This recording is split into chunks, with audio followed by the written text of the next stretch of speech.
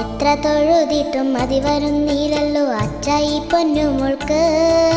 മനമാകെ ആനന്ദം കൊണ്ടെന്റെ കണ്ണിലും കണ്ണുനീർ വന്നുവല്ലോ.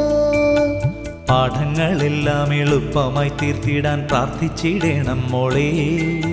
വ്യാധികളൊന്നും വരുത്തല്ലേ എന്നും നീ തൊഴുതു പറഞ്ഞിടണം. ഭക്തിയോടെന്നും ആ നാമങ്ങൾ ചൊല്ലിട്ട് പാദം വണങ്ങിടുമ്പോൾ ചിത്തശുദ്ധിയോടെ ജീവിക്കുവാനും അനുഗ്രഹമേകുമല്ലോ.